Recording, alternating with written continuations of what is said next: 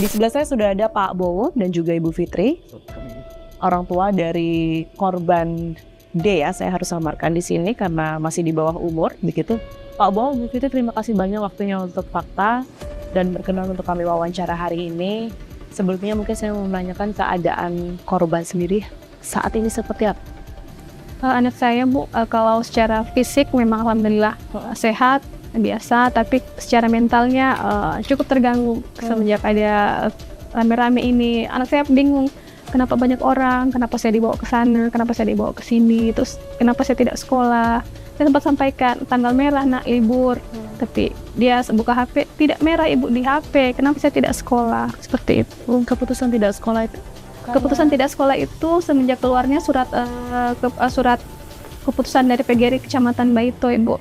Yang ini salah satunya siswa yang bermasalah dan menjadi saksi dikembalikan kepada orang tua masing-masing atau dikeluarkan. Izin saya tunjukkan ke kamera ya, Bu ya. Oke, ini jadi PGRI dari Kecamatan Baito ini mengirimkan langsung ke Bapak Ibu atau melalui siapa? Surat ini dikirim ke grup sekolah, ke semua, kemudian ini ditujukan ke tembusan ke Polsek, Pak ya. Ke Polsek. Okay. Iya, ke kantor-kantor. Jadi di sini ada 3 poin ya. Yang pertama adalah mereka menyatakan mogok belajar untuk tingkat sekolah TK, SD, SMP di Kecamatan Baito gitu, mulai tanggal 21 Oktober ya Bu ya. Sampai ada keputusan minimal penangguhan penahanan. Poin kedua ini, siswa yang bermasalah dan menjadi saksi dikembalikan kepada orang tua masing-masing atau dikeluarkan, dan sekolah sekecamatan Baito ini tidak boleh ada yang menerima siswa tersebut. Jadi karena poin kedua ini? Iya. Jadi kan kami merasa ada penolakan luar biasa dari PGRI ini kecamatan. Oke. Pak Bowo, mungkin saya ke Bapak. Pertama kali ya, orang tua, mungkin Pak Bowo sendiri menerima informasi dari korban bahwa ia sudah mengalami kekerasan di sekolah. Ini seperti apa awal mulanya? Saya bukan menerima informasi. Anak ini tidak pernah memberikan informasi kepada orang tuanya bahwa sudah terjadi itu. Hanya di hari Jumat itu, pada saat saya mau mandikan untuk berangkat sholat Jumat, disitulah baru saya ketahui bahwa ada bekas luka di paha belakangnya. Mohon maaf Pak, mungkin bisa dijelaskan itu lukanya luka lebam kah? Atau seperti apa Pak Bowo? Nah, pada saat saya dapat itu Bu, luka satu garis lurus itu ada yang bagian ujung itu masih bengkak berair itu. Yang saya duga kemungkinan besar itu bekas pukulan atau sejenis. Bapak pada saat itu menduga atau sang anak ini sebenarnya sudah pernah bercerita terlebih dahulu bahwa sempat mungkin dipukul dan lain sebagainya? Anak tidak pernah cerita. Nggak pernah sama sekali ya? Oke, sampai pada akhirnya Bapak sempat tanyakan itu? Akhirnya setelah saya dapatkan itu, saya panggil ibunya. Kata ibunya, coba tanya anakmu. Anakmu ini sudah dipukul orang. Tanya dengan jelas. Akhirnya ibunya yang bertanya. Ibu akhirnya yang bertanya ya? Didampingi Bapak juga berarti? Oke, gimana waktu itu Bu?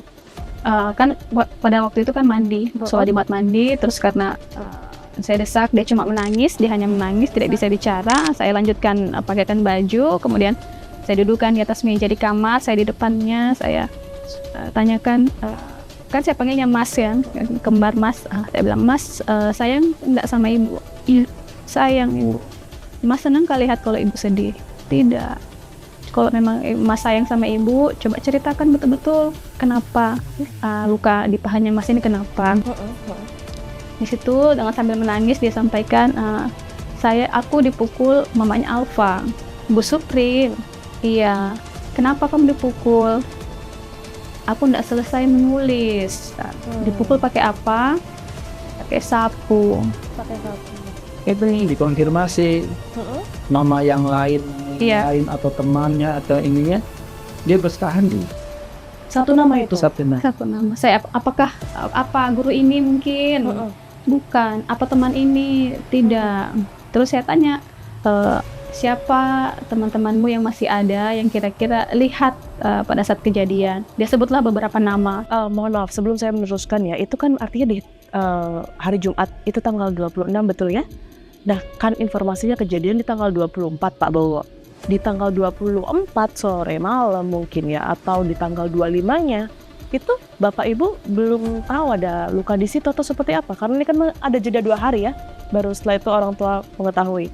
Anak saya sembunyikan, memang dia tidak sampaikan ke saya. Jadi wacana di luar yang mengatakan bahwa anak saya melapor itu tidak benar.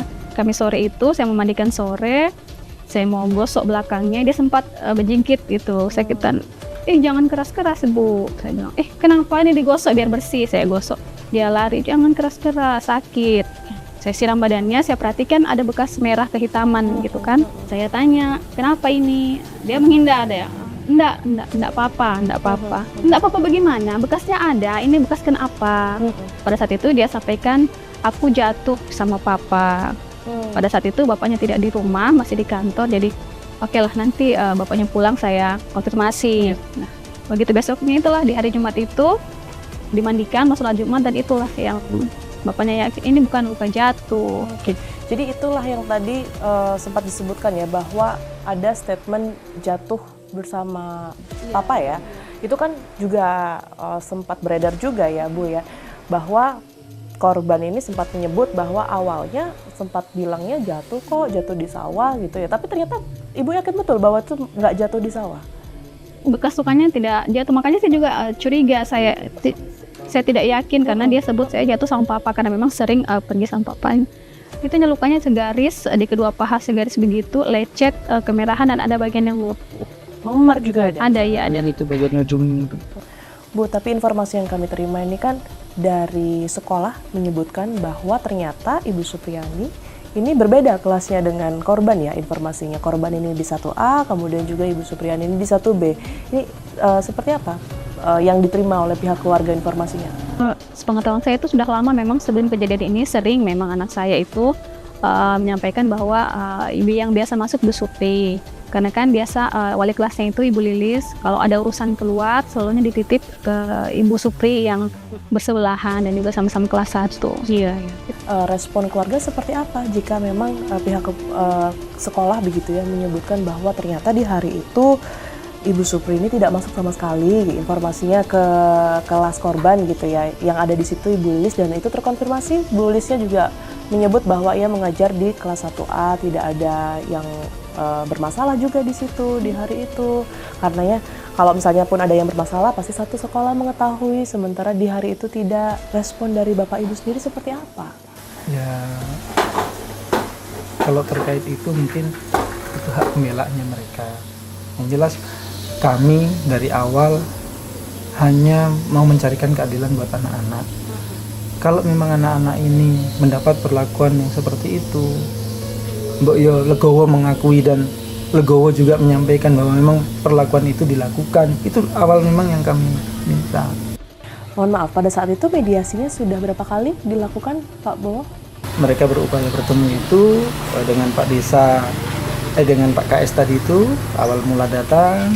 Pak Kepala Sekolah ya? Pak Kepala Sekolah awal mula datang, dan saya menyampaikan bahwa saya mempertanyakan maksud dan tujuannya. Pak KS pun menyatakan bahwa maksud dan tujuannya berkaitan dengan persoalan ini karena yang bersangkutan sudah mengakui bahwa dia sudah berbuat. Setelah dia sampaikan seperti itu, saya bertanyalah ke yang bersangkutan, dalam hal ini Bu Supriyani. Apakah memang betul sampean melakukan ini dengan dia posisi menangis? Dia mengangguk, iya. Jadi ada pengakuan itu? Ya. Ada. Sempat disebutkan oleh Ibu Supriyani pada saat itu, apa yang mendorong dirinya melakukan itu, kekerasan itu? Permasalahan apa mungkin yang terjadi? Kami tanya, dia tidak menjawab. Nggak menjawab. Hanya menangis. Cuman ya. Hanya menangis. Itu semua pada saat mediasi keberapa, Ibu? Di sini ingat? Mungkin sebelum saya membuat laporan resmi itu kan sempat dimediasi oleh Bapak Kapolsek. Ya, sebelum mediasi itu saya minta petunjuk ke Bapak Kapolsek, sarannya Bapak, kita atur dulu lah ini semua baik-baik. Dipanggillah Bu Guru itu dipanggil, kita ketemu, tapi pada saat itu tidak ada pengakuannya, bahkan ada bentuk kayak intimidasi ke anak saya, bilang saya tidak pernah pukul apa dan segala. Silakan dibuktikan kalau memang ini, makanya saya buat laporan itu. Nah, setelah buat laporan itu, datanglah itu beberapa hari kemudian datanglah bersama Pak KS itu. Nah, setelah itu di situ kan dia mengaku dengan Pak KS itu, dia mengangguk mengiyakan. Nah, kami sudah berpeluk, dia Ibu Supriyani. iya, dia peluk saya, dia bilang, "Ibu minta maaf, saya minta maaf, saya minta maaf." Saya kasih duduk, saya bilang, "Ibu, sesama manusia sudah sewajarnya kita saling memaafkan."